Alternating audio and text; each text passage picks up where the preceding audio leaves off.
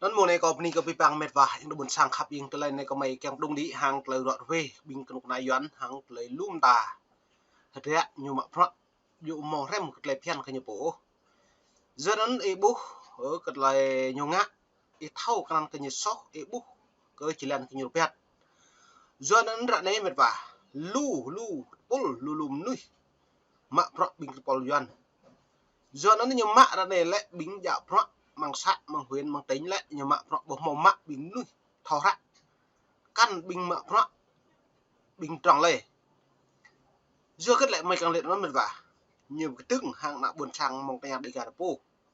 như doa bình lục cú này như doa bình thò rã này như doa bình rin bun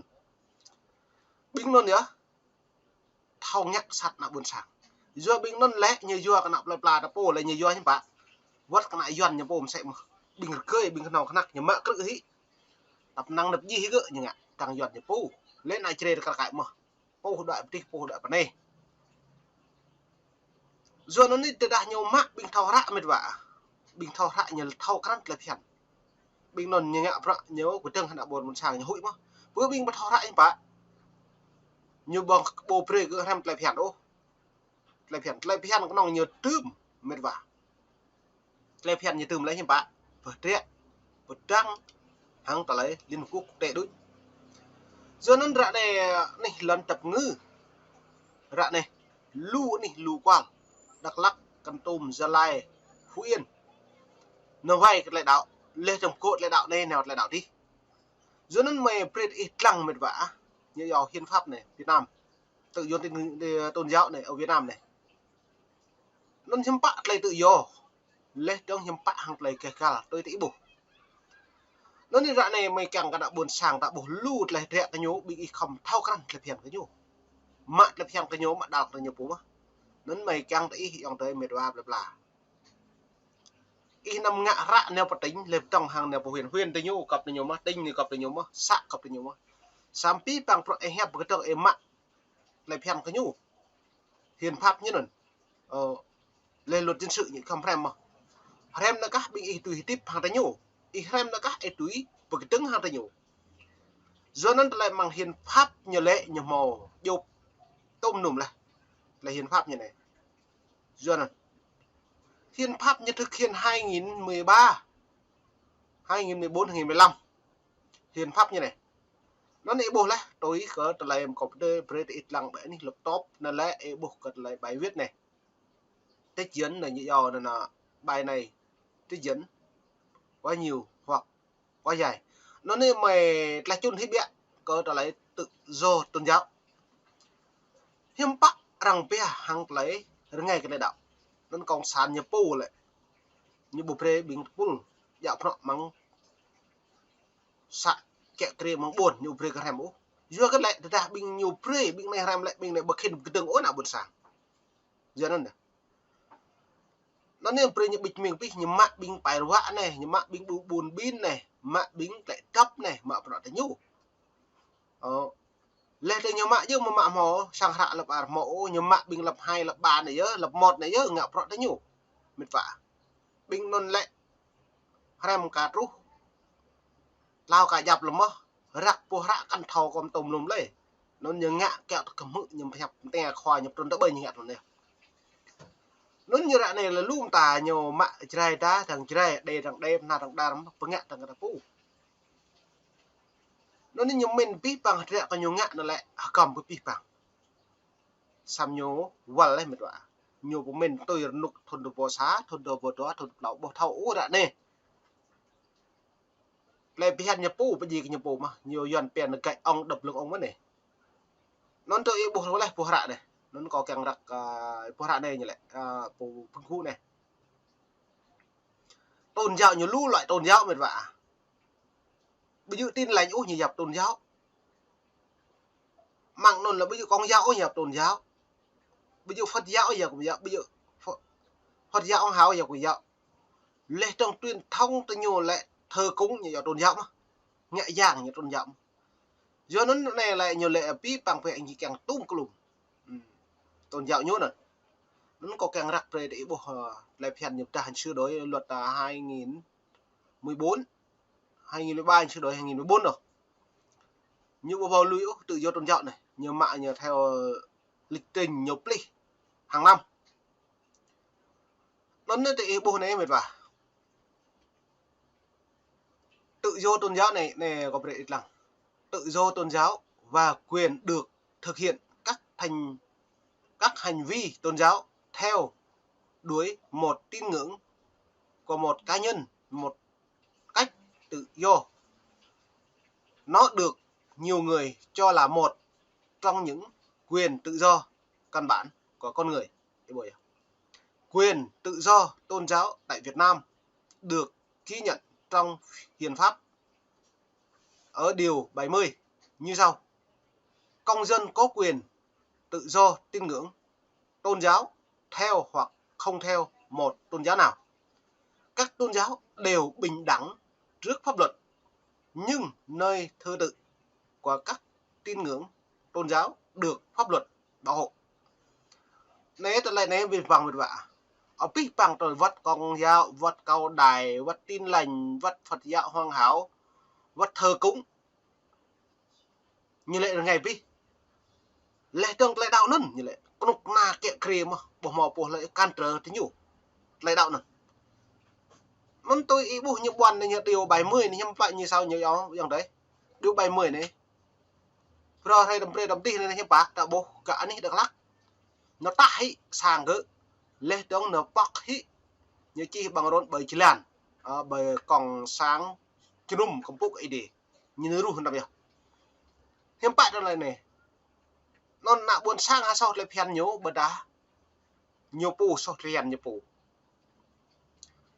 Nó như luật quốc tế đang tầm mạng rõ hà này lại. Đã buộc hà này hiếm bại đã buộc mệt quá. Đã buộc cái này này lại như chi như bù lầm như bù mất.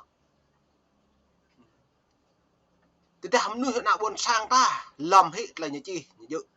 Ta hiền pháp lại phèn nó lại phèn nạ buồn sang ta ấy ngạ bởi dự. Nạ buồn sang ta. Bù độ ớt lại phèn như dự. Vươn như chi như bù mất. Buồn grong như bù mân.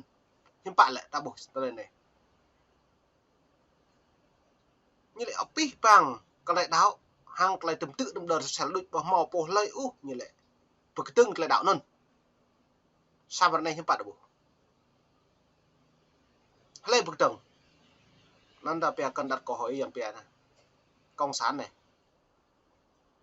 lu đằng doan nhập pu như lại đừng nghe những gì công sản nói hay nhìn kỹ những gì công sản đã làm đấy hả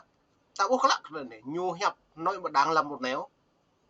như thâu căn ô cọ cù nhổ mị mai căn thâu căn lấy pu lại như pu như căn thâu con hồ lấy lê tưng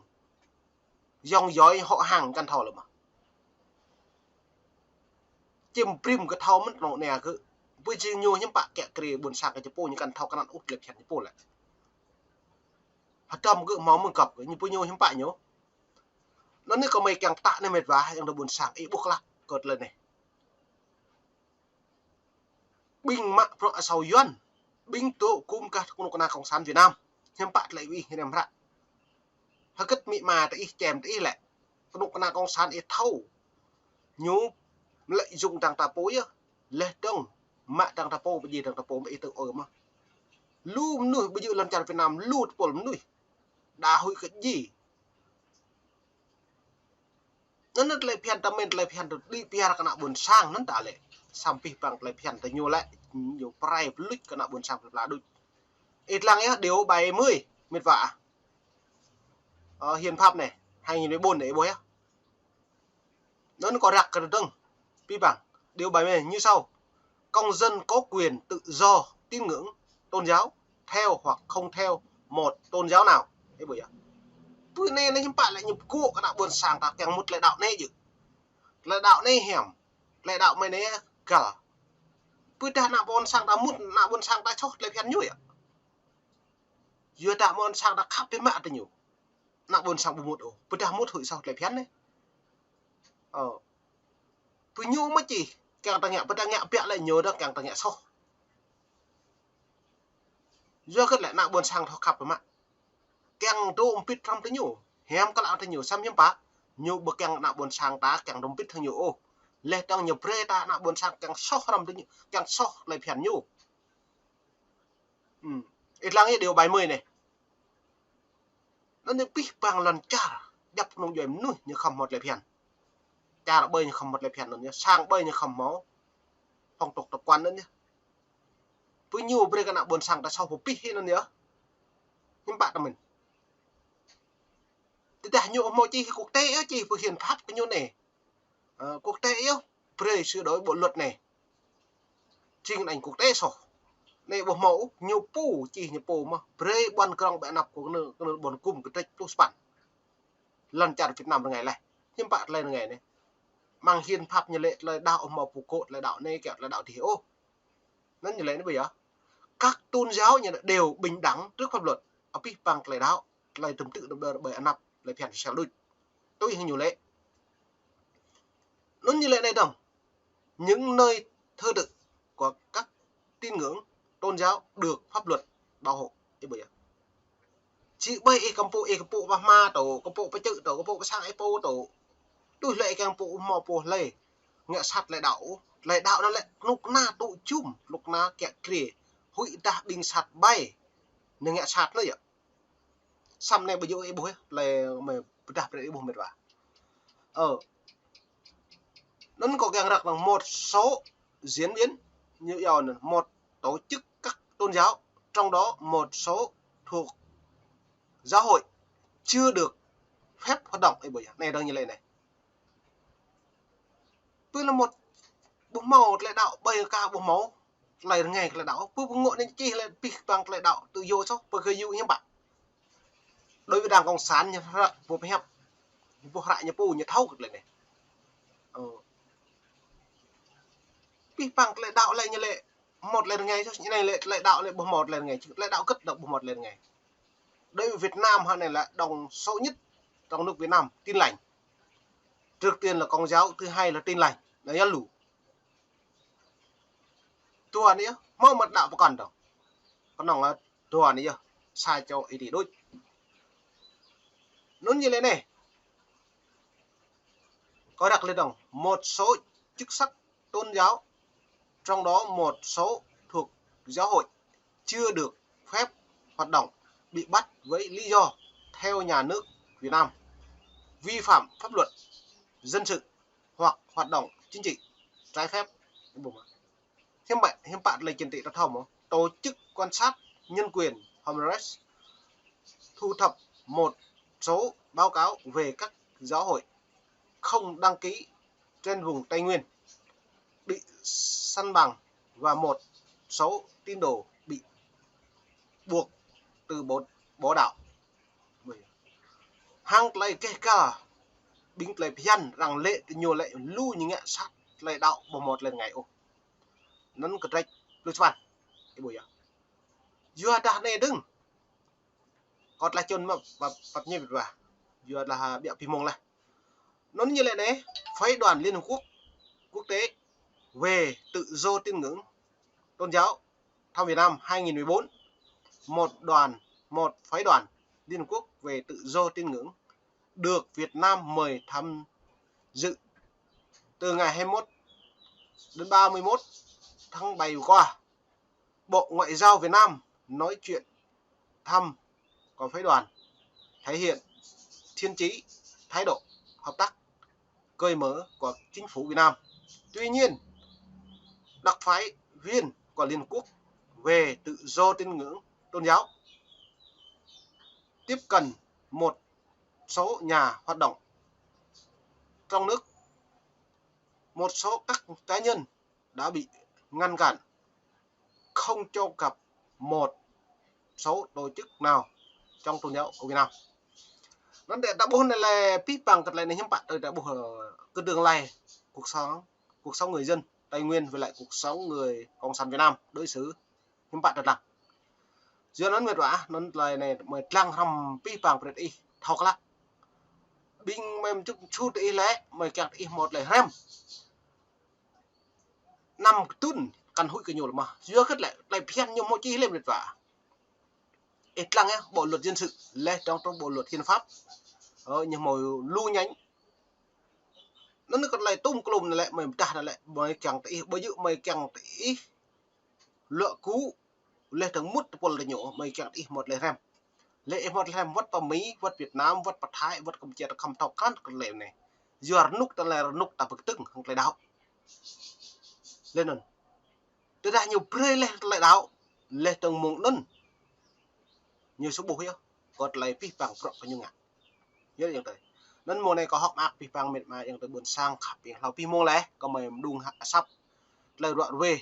có lại đi ca níu thứ cái nào buồn sang càng tí gặp lăng tôi đoạt tôi xem tôi đội như bọn rừng tầm pre đâm thì có trả lại đã tả sáng đào bọc khí bung đợi binh bung sạt ed là cầm bộ ed để lùm ta đã buồn này về bà bây giờ là một ná nhẹ sát nạ buồn sang bị tập băng thâu nó đợi yêu ta đợi Bát Thái cần Việt đợi Campuchia cần Trúc nào bỏ mi cần Chinh nhưng bá tí lần nào tụ cái sang gì mà nào giờ róc tụ giờ xoay giờ nó dòng trời ta lại lu cầm hao cho đợi cha mì pi bằng tạo mà của hao đợi cha ôm mệt vả ta tụ cha tam ta tụ ta đang cất tụ giờ cái tập bố ta nghe luôn răng dòng trời ta càng ngay cái tập bố kẹt cái tập bố với ta càng pi bằng lên này nên mong này là mong nịt mong cả đội lu lo trưng hàng lấy lại chun còn lấy tiếp con buồn sang một nhà đi cả ta Puni Vipang yang dari buồn sang học mạng gặp lăng Puni Vipang